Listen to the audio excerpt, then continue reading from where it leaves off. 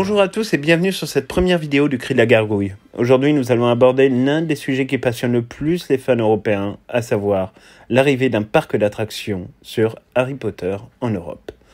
La question de l'arrivée du Wizarding World en Europe se pose en fait depuis la création à Universal Studios en Floride du premier land consacré à Harry Potter. La question d'implanter un parc d'attractions en Europe est toujours un sujet très sensible. Il l'a toujours été, et ceci depuis l'arrivée en Europe en fait du parc Disneyland Paris, à l'époque appelé Euro Disney, où la négociation, ne serait-ce que pour l'implantation du site, a mis près de 3 ans à aboutir. Ainsi, emmener Harry Potter en Europe semble effectivement une obligation, mais doit répondre à de nombreux défis. Il y a en réalité 2 questions qu'il faut résoudre. La première question, c'est de savoir quand ce monde de Harry Potter arrivera en Europe, et la seconde, c'est surtout de savoir où. Et c'est en fait là-dessus, et sur cette question de son implantation, que nous allons pouvoir explorer quelques pistes qui sont aujourd'hui très certainement en discussion avec la Warner Bros, même si pour le moment aucune information n'a été confirmée. En réalité, le sujet est bien plus complexe que l'implantation du Wizarding World aux États-Unis ou même au Japon. Tout cela se base en fait sur l'accord qui a été conclu entre la Warner Bros et Universal visant à développer les parcs Harry Potter au sein même des studios de Universal, que ce soit en Californie, à Osaka ou en Floride, à Orlando. Aujourd'hui, l'accord qui est conclu entre la Warner Bros et Universal ne peut pas tellement valoir en Europe parce que Universal, en fait, même si au départ ils étaient présents en Espagne dans l'aventure Catalogne de PortAventura, aujourd'hui Universal est parti. Universal ne s'occupe plus du tout de ce parc, il se contente de recevoir quelques subsides chaque année puisqu'il conserve quelques participations au sein du capital de la holding qui détient PortAventura, mais toute identité visuelle de Universal a été gommée depuis maintenant presque 10 ans. Et il n'y a pas de projet de réinvestir dans ce parc d'attractions qui reste aujourd'hui assez méconnu au final des Européens. Dès lors, pour l'implantation, il existe 3 possibilités. 3 hypothèses de travail qui sont aujourd'hui sur la table des studios et c'est aujourd'hui une réalité qu'il va falloir trancher entre ces 3 types de possibilités. La première serait d'installer finalement le Wizarding World of Harry Potter directement en Angleterre, c'est la logique principale, et plus particulièrement à proximité des studios de Leavesden. La seconde possibilité, ce serait d'installer le parc Harry Potter quelque part en Europe, c'est-à-dire repartir dans le processus qui avait été celui de la création d'Euro Disney et d'Europa Parks, de choisir en fait un lieu d'implantation avec plein de villes qui candidatent, plein de régions qui candidatent. Et ce processus, évidemment, est extrêmement long et est soumis à beaucoup d'aléas, que ce soit les aléas politiques ou les aléas économiques des pays concernés. La troisième possibilité serait évidemment d'implanter pour des raisons d'économie et pour des raisons pratiques, le parc Harry Potter auprès d'un des grands géants des parcs d'attractions en Europe, c'est-à-dire soit Disneyland Paris, soit Europa Parks. Pour se consacrer dans un premier temps à l'hypothèse de Leavesden, il est vrai qu'elle apparaît aujourd'hui, comme nous le disions précédemment, comme celle qui serait au final la plus logique et peut-être même la plus souhaitable. Harry Potter, évidemment, est né en Grande-Bretagne. J.K. Rowling est né en Grande-Bretagne. Harry Potter est l'un des joyaux de la couronne, au même titre que Sherlock Holmes, que Alice au Pays des Merveilles ou que le Livre de la Jungle. Dès lors, installer Harry Potter en Grande-Bretagne paraît le choix le plus logique. Le choix aussi des studios de Leavesden peut s'entendre, parce que c'est une expérience qui fonctionne déjà depuis de nombreuses années, qui a ravi des milliers et des milliers de fans chaque jour, qui fait venir des visiteurs de 4 coins de l'Europe. Néanmoins, cette solution pose quelques problématiques, notamment le fait que nous ne disposons pas aujourd'hui à Leavesden d'une infrastructure capable de recevoir un parc d'attractions et de recevoir des dizaines de milliers de visiteurs, puisque c'est bien ce qu'il faudra viser pour estimer une rentabilité économique à moyen terme du parc. En effet, aujourd'hui, pour aller à Leavesden, beaucoup d'entre vous le savent, il y a 3 possibilités. Soit y aller en voiture, mais ce n'est pas donné, et surtout, il est assez rare que les touristes partant passer quelques jours à Londres puissent louer un véhicule. Soit sinon, il y a la solution ferroviaire, c'est-à-dire prendre un train en gare de Londres pour ensuite rejoindre Watford Junction et ensuite reprendre un bus pour pouvoir se rendre au studio. Tout cela met du temps, ça met beaucoup de temps, plus de 40 minutes, voire 50 minutes sans compter les temps d'attente des trains et des navettes de bus.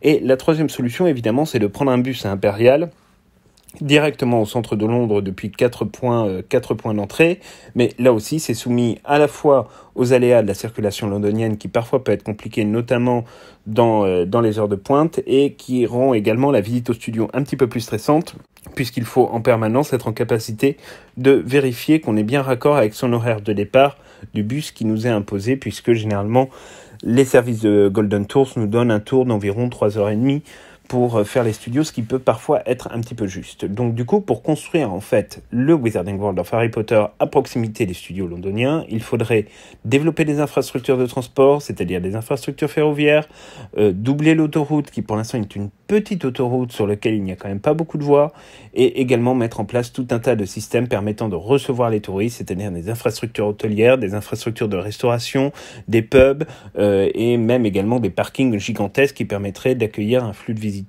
qui dépasserait la dizaine de milliers par jour. Ce qui aujourd'hui à Lievesen est absolument impossible. Donc là-dessus, il y a un très gros travail d'investissement à réaliser qui coûterait probablement plusieurs centaines de millions de livres sterling. Donc ça, c'est l'une des difficultés. Deuxième possibilité, ce serait d'installer le Wizarding World quelque part en Europe sur un système de candidature des villes. Ça peut être Paris, ça peut être Berlin, ça peut être l'Espagne, ça peut être la Grande-Bretagne également, s'ils ont une autre idée d'implantation du site. Pourquoi pas en Écosse, on peut toujours rêver. Mais évidemment, ce processus-là met du temps parce que voilà, il y a un processus de sélection et également beaucoup d'aléas politiques et de changements aussi dans la conduite des États qui viendraient mettre quand même le projet à mal à la première apparition d'une crise économique ou d'un ressurgissement de la crise sanitaire du Covid-19. Cette deuxième option, elle est valable, mais là aussi, il faudrait faire sortir des infrastructures de terre de manière immédiate, ce qui devrait demander beaucoup d'argent, même certainement des milliards d'euros d'investissement et de dépenses pour réussir à faire sortir l'ensemble des infrastructures de terre au milieu de nulle part, parce que ce serait un petit peu ça l'idée. Et donc du coup, cette deuxième hypothèse semble quand même pour l'instant relativement écartée. Enfin, troisième hypothèse, c'est d'accoler le Wizarding World of Harry Potter à un parc déjà existant. Aujourd'hui, en Europe, vous avez 3 parcs d'attractions qui peuvent, entre guillemets, être les réceptacles du Wizarding World of Harry Potter. Vous avez d'un côté Disneyland Paris, de l'autre côté Europa Park, c'est à la frontière franco-allemande, et enfin PortAventura en Catalogne. Il est évident que la philosophie de Harry Potter, cette philosophie quand même très européenne, se retrouve peut-être plus proche de la culture allemande et de la culture française que de la culture espagnole. On pourrait donc pencher plutôt vers une hypothèse Disneyland Paris ou Europa Parks. Europa Park, c'est une possibilité parce qu'il y a effectivement des infrastructures de transport et des infrastructures hôtelières à proximité du site. Maintenant, après, c'est vrai que c'est un parc qui souffre quand même d'un déficit de positionnement sur une marque forte. Ça pourrait être effectivement l'occasion avec le Wizarding World, mais ça reste quand même un petit peu compliqué puisque même si ce parc est très connu, par exemple, des Allemands ou des habitants du Benelux, il est quand même encore assez méconnu des habitants français, mis à part dans les régions transfrontalières. Ce n'est pas quelque chose qui aujourd'hui est connu. Par contre, Disneyland Paris est une marque très forte. Disneyland Paris, c'est plus de 15 millions de visiteurs par an. C'est des extensions qui vont arriver au Walt Disney Studios dans les 5 ans qui viennent, avec un investissement qui a été fait par la Walt Disney Company de plus de 2 milliards d'euros. Walt Disney sait faire des parcs d'attractions. De plus, il faut savoir que lorsque Euro Disney et la Walt Disney Company ont négocié l'accord de création du parc en France en 1987 et en 1988, il a été stipulé directement dans la convention qu'un 3e parc à thème était envisagé dans la zone de construction qui était dédiée au site d'Euro Disney. Aujourd'hui, il existe 2 parcs d'attractions, le parc Disneyland Paris et le parc Walt Disney Studios avec l'extension comprenant un certain nombre de nouveaux lands comme celui de la Reine des Neiges, de Star Wars ou de Marvel qui devront être livrés à horizon 2025. Le 3e parc d'attractions, pour respecter les conditions de la Convention de 87 signée avec l'État et la région Île-de-France, doit absolument être construit avant 2035, sauf s'il y a une nouvelle négociation avec les autorités de l'État et les autorités locales. Implanter le land Harry Potter sur ce troisième parc serait finalement la solution peut-être la plus simple. Pourquoi ? Parce qu'il y a déjà une gare TGV qui est un hub européen puisque les trains Thalys et les trains Eurostar y arrivent directement et déposent les voyageurs au pied du parc. L'aéroport de Roissy est situé à 25 minutes et celui d'Orly à peu près 45 minutes.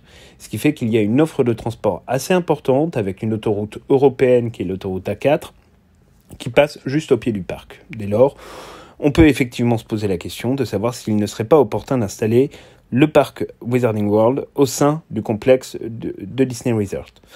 Après, la problématique qu'il va se poser, c'est que J.K. Rowling n'a jamais voulu véritablement travailler avec Disney pour tout un tas de raisons. Alors ça tient en raison d'alimentation, puisque par exemple Disney World, quand ils ont voulu adopter le projet de Harry Potter, se sont mis dans la logique de proposer exactement les mêmes systèmes d'alimentation que les visiteurs pouvaient trouver au sein, par exemple, du Magic Kingdom ou de Animal Kingdom. Sauf que J.K. Rowling souhaitait avoir une alimentation saine, faite à partir de produits frais, et que par exemple, il ne devait pas y avoir de soda, pas de Coca-Cola dans les restaurants du parc Harry Potter. Universal a accepté ceci pour piquer le marché à Disney, puisque Disney était empêtré, et est toujours d'ailleurs empêtré, avec son partenariat avec l'entreprise Coca-Cola, qui ne lui permet pas aujourd'hui de viser effectivement la construction d'un parc sans inclure son premier partenaire et son partenaire privilégié à l'intérieur même des lieux de restauration. Donc ça rend les choses un petit peu plus compliquées. Néanmoins, ce qui est certain, c'est que c'est une étude qui doit être menée, c'est un projet qui peut exister, parce que là encore, Disney a le savoir-faire et c'est surtout mettre en place des travaux gigantesques en assez peu de temps, puisque là, avec 2 milliards d'investissements, finalement, le land Marvel sera prêt certainement fin 2021, le land de la Reine des Neiges fin 2023, et enfin Star Wars, qui serait peut-être le dernier land à sortir de terre fin 2024 ou début 2025 en fonction du retard pris à cause de la crise de Covid-19. Donc la question centrale de l'emplacement du Wizarding World aujourd'hui, elle se pose autour de ces 3 hypothèses de travail. Ensuite, il faudra évidemment résoudre la problématique du quand. Créer un parc d'attractions demande des investissements colossaux. On parle de centaines de millions d'euros, de centaines de millions de dollars, et pourquoi pas même de milliards d'euros, comme ça peut être le cas pour l'extension des studios. Il faut viser un investissement fort, très rapidement, pour pouvoir mettre en chantier un parc qui mettra peut-être 3 ans, 4 ans, 5 ans à sortir de terre. Après, l'immense chance de la communauté Harry Potter, c'est que c'est une communauté qui couvre des dizaines de millions de fans. C'est peut-être l'une des franchises les plus lucratives de l'histoire de l'univers cinématographique et littéraire. Mis à part Star Wars, je ne vois pas véritablement ce qui peut venir abattre l'univers Harry Potter en termes de rentabilité économique. Néanmoins, cette rentabilité économique ne pourra se faire qu'au prix d'investissements très forts. Et là, pour l'instant, trouver des investisseurs dans le contexte économique que nous connaissons aujourd'hui est peut-être un petit peu difficile. Il va donc falloir attendre encore quelques années, mais une certitude, c'est qu'il est impossible que l'Europe se passe du Wizarding World of Harry Potter.